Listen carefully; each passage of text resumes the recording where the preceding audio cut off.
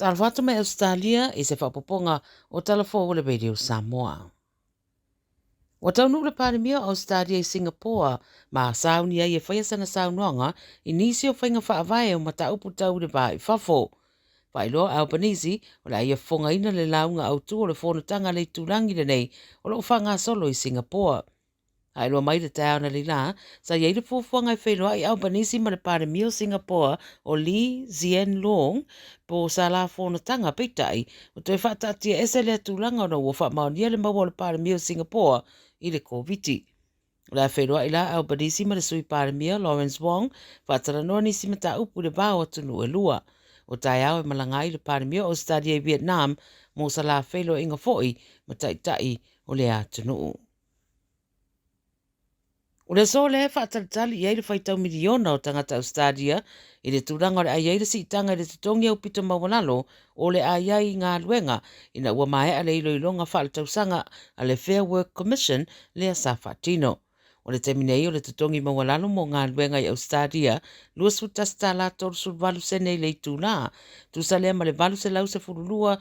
ono sene I le toru valu I tū la whainga luenga I le maiaso au le ave se ai le la fonga po le tax.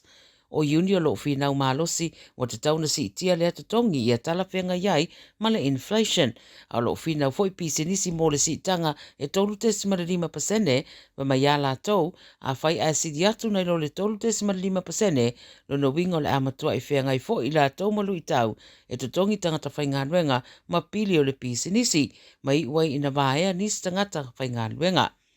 Pea malua tesimara 5 miliona o tangata Ausetalia o loo tutongi nei I le minimum wage le tutongi au pito mawalalo a lato ngā luenga. O le alava la le whaiunga le Fair Work Commission I le so o le amata wha mamaru lava ia swinga I le aso mua o le masina fōwa Iulai. E tō tasi seri I e 5 tausanga ma se tamatala vau se 5 tausanga na mawatu ua maririu I te tono se whale New South Wales mai manuanga mai se whana. Whai mai li pote leo na maua I la ua ia I le asonanafi I le whai tua Yamba e tau whai manu noa uma I la ua. O lua I li pote ma le suenga na whai au whai loai o le tangata I 5 tausanga na te umia se whana wa mai alai seneina ma lo sila nei leo ilo na talaanga I mata upu tau whana. O lo ta ufo I le ripoti leo lo lato manatu e leo iei se istangata o au pia pe tau sa I dia le mata upule nei. O le solo whaatino I le suenga I le no fuanga na tupoi le whaalavelave ma sauni a fo I se ripoti e tu watu le corona o tu sa o le whaalavelave. E lo ta ua mai le wha ia o I la ua ia ua maari liu se ia mahea le suenga. O le peripheral arterial disease, o se ngase whai mai amata mai le whaaputu o ngā o I le tino, mai iwa ina poloka ai mā la toto. O le tūlanga leo wa whailo mai se tustusinga le 9 News I le so, whai mai nei una ave se ai le vae se tulou, o se tasi tina mai sini, ina ua fiu tonga fitinga, wa wha wau peo na whaatupla ia le whale tonu. Whai mai o le peripheral arterial disease, e to tele ele I whaalongo I mua mua, a e ta tele ma ua whaawau peo na awhiai tangata. Pea maris 5% o tangata Ausetalia lo o awhiai, a e ono la matiai le soifua o tangata I ngase e peo le stroke ma le whaale tonu le whatu.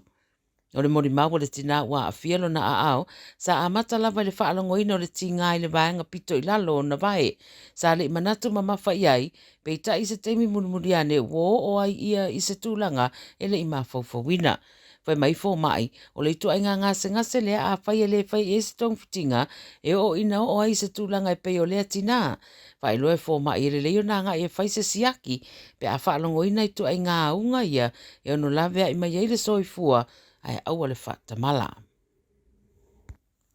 O le card mo malanga, po le travel card e lua se lau 50, sa whaia mo le wha mama venga I le tau o le soifuanga I le tunu, mo I la tau lo ave le wha apprentice, ma tamaitia onga I no fuanga mao tua New South Wales, whailo mai o mai le teminei, wālua I le tusa maleiba se lau tupe Ausetalia le au tongi la fonga mo le card e tasi.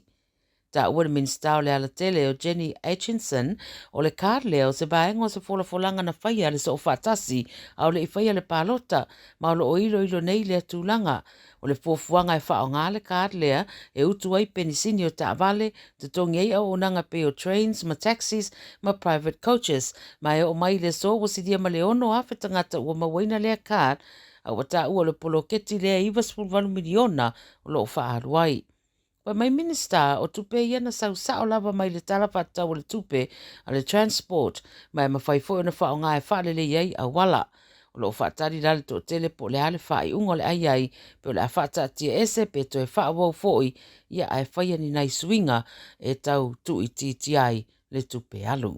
O tala ia le video Samoa mai Ausetalia ni nei foi asfareile ia manuia tele le whai ungo le mai aso a soi foi ia.